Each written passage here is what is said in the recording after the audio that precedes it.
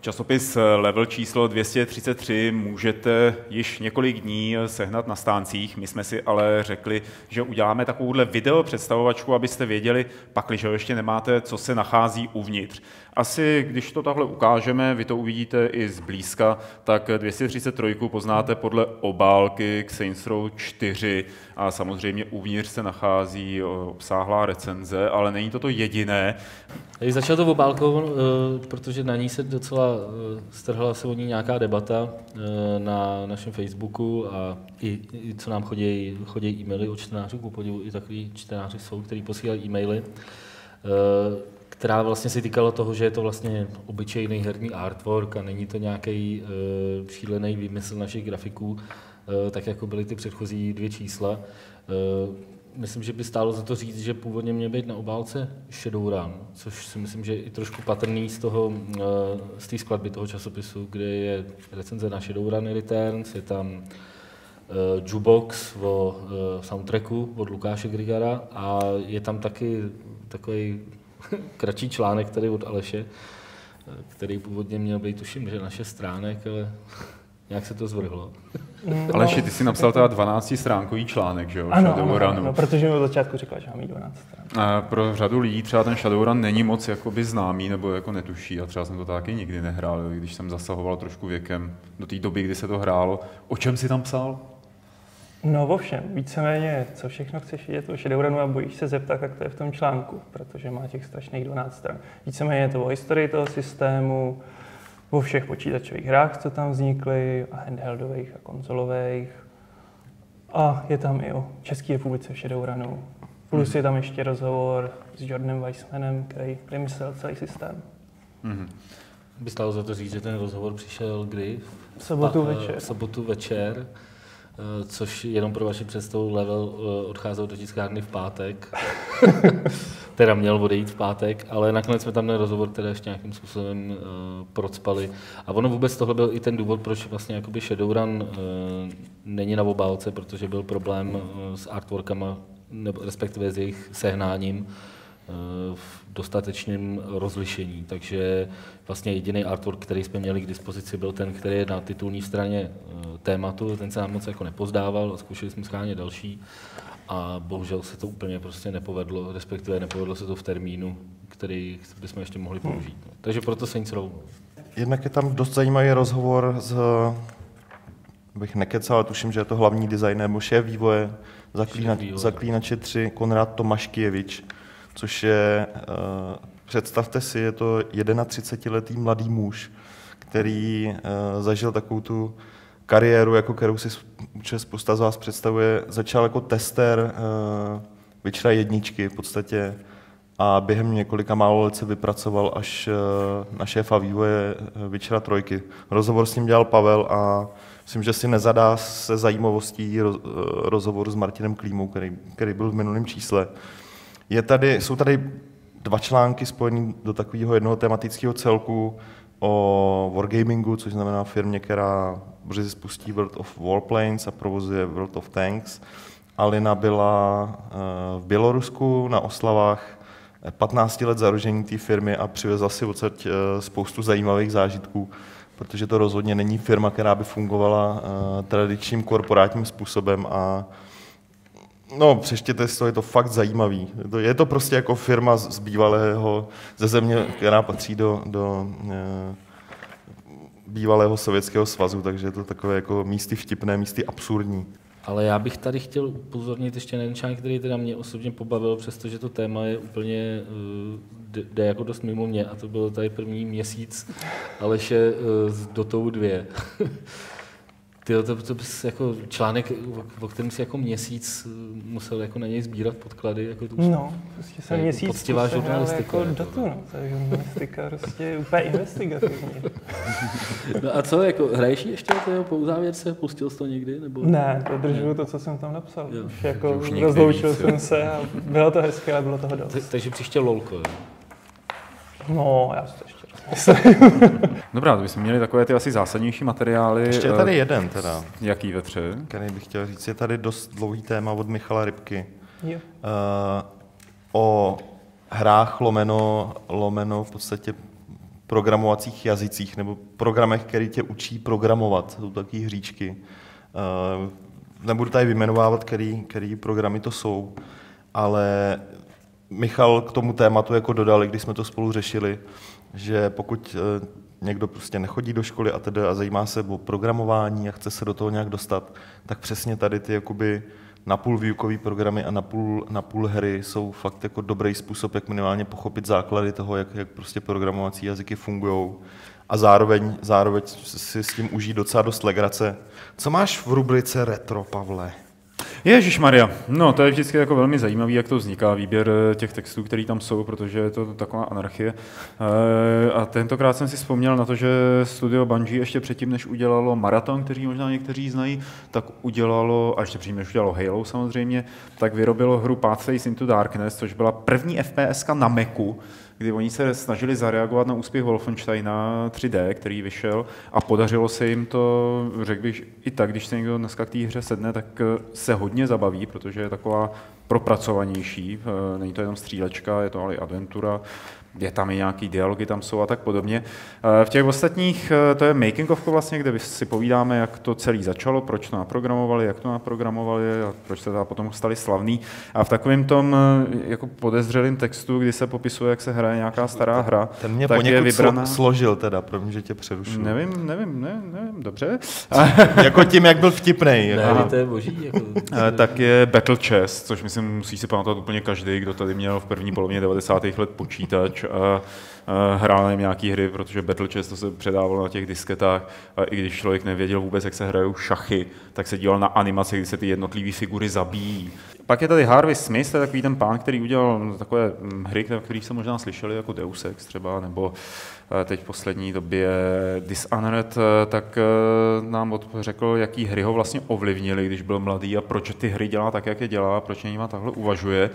A protože si všímám, že na fórech jako ta retro rubrika má poměrně úspěch, tak určitě by se měl zmínit ještě potom tady jako mega ďábelsky dlouhý téma, divný hardware, od koho jiného než od Michala Rybky, kde vlastně Michal to bere skoro rok po roku a vysvětluje a říká, jaké podezřelé počítače vycházely, co to umělo a spíš co to neumělo a proč to nemělo úspěch a tak dále.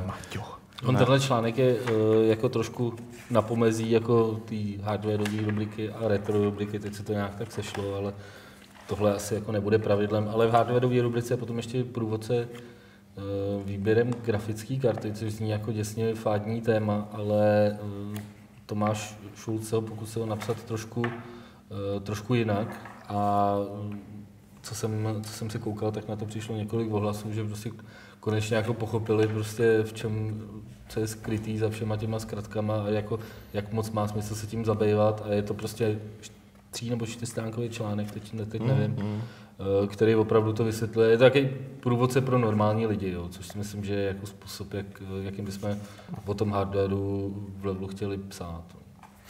A samozřejmě ten restartovaný level, jak je teď dělaný, tak je hodně o komentářích nebo o nějakých takových těch jako vlastních názorech, takže tady jsou tradičně Jáma Pekel, Dana Vávry, Michal Rybka samozřejmě, tady má něco ve svém Wolfově revíru, Lukáš Macura, Honza Herodes, vzadu pak najdete texty od Radka Friedricha a ještě někoho určitě, nevím teď koho, to si nepamatuju, protože jsem to nedolistoval.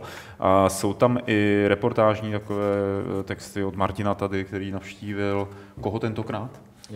Navštívil jsem firmu Grip Games, což jsou týpci, kteří sedí tady v Praze a dělají v podstatě jenom hry pro PlayStation a částečně teda pro iOS. A je to docela zajímavý osud týmu, který vlastně byl založený tuším před 4 lety a funguje velmi dobře, rozvíjí se tak jakoby postupně.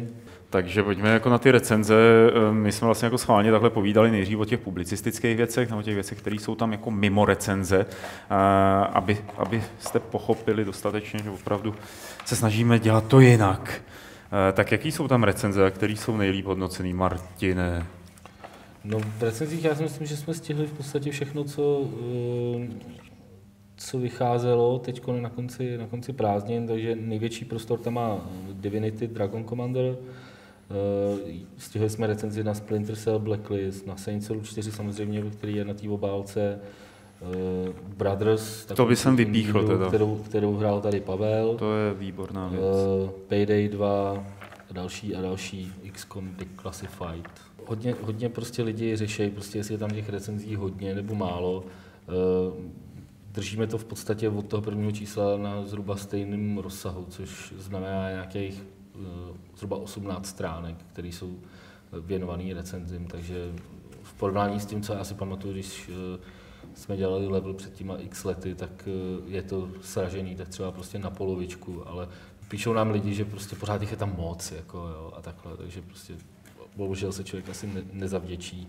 To asi ne, ale... Všem. A já si myslím, že tohle je tak jako zhruba akorát, že asi tohle rozsahu se budeme zhruba držet. No, nebudeme v levelu recenzovat všechno, tak jak se to dělalo právě dřív. Že fakt se recenzovalo všechno, co vyšlo, aby se zaplnilo místo mnohdy. Ale je to spíš takový výběr. Neznamená to, že tam budou jenom hry jako s dobrým až jako nářezovým hodnocením, ale až na nějaký výjimky je to fakt výběr her, který si myslím, že jsou nějakým způsobem zajímavý, bez ohledu na to výsledné hodnocení, který dopředu, když ty hry vybírám, tak je nemůžu vědět samozřejmě.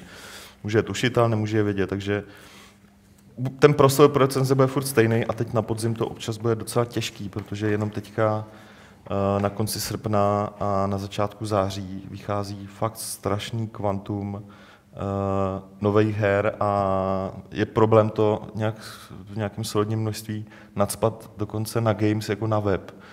A bude ještě větší problém to nacpat prostě do levelu, aby... Už vidím hry, který mi bude líto, který tam prostě jako nepůjdou do toho časáku. Třeba GTAčko. Třeba Myslím, GTAčko, že to má hodně jako nahnutý. No. Na GTAčko dlapem ne? Tak jako co s tím, je to stejný. Ježišmarja, běháš městem, jezdíš autem, ty věci. Ale co ta plná hra? No, je tam plná hra. No ne, je tam výborná plná hra, Red Orchestra 2. Nedávno vyšel takový na půl datadis Pacific Storm. Rising Storm, pardon. Je to hra ne pro všechny, o tom žádná, protože tam v podstatě není žádný single, je to čistě multiplayerová střílečka. Single tam je, ale jako není prý moc dobrý. No, v podstatě je to jenom trénink na multiplayer. Jo, fakt to není single. I v tom multiplayeru to není asi moc hra pro lidi, co si užívají Call of Duty, protože ta hra dost ujíždí na tom, že spoustu věcí dělá realisticky. Od chování zbraní až prostě pohyb vojáků a tak dál. Jmenuje se Heroes of Stalingrad, takže budete hodně umírat. Budete hodně umírat. Za tu dobu, co se dočkala toho množství patchů a prostě různých updateů, který vlastně tomu bugy tomu byly vyčítaný prostě nejvíc v té době, kdy to vyšlo, tak se prostě evidentně stala jako dost hranou záležitostí. Jo, tam to, jako, to jsem právě chtěl říct, ona od začátku měla, jak je to hra ne úplně pro všechny, tak naopak je pro určitou a dost početnou komunitu lidí, kteří zase naopak nehrajou Call of Duty a ani Battlefield, ale prostě jedou si Red Orchestra už od prvního dílu, respektive už od modu, když ještě od chvíle, kdy to byl mod pro Unreal, tuším. Protože ta hra je specifická, takže nebudete mít problém dostat se do té hry, zahrát si, hráčů je fakt spousta, serverů je spousta a co je navíc na tom pěkné, ta komunita je fakt jako normální. Co bude nového v příštím levelu, to znamená v té 234, budeme teď prozrazovat? Nevím. Tak jakoby něco málo asi říct můžem. Ten level vyjde 27. září, což máme trošku delší pauzu mezi těma dvěma číslama, o jeden týden. Důvod je, si myslím, dost zřejmý. Kvůli tomu, že nebudeme dělat Grand Theft Auto 5. Kvůli tomu, že nebudeme dělat recenzi na GTA 5, ale chceme jako si říct, že jako zahrát si tu hru, rozumíš? Jako a říct si, že to bylo dobrý. A říct, je to tak špatný, že o tom ani nebudeme psát, jako, ale aby jsme si to mohli říct ještě před tou uzávěrkou. Už tam v září se sejde prostě hromada zajímavých her a s nimi spojených zajímavých témat, prostě, který mají během těch následujících týdnů jít. Dobrá.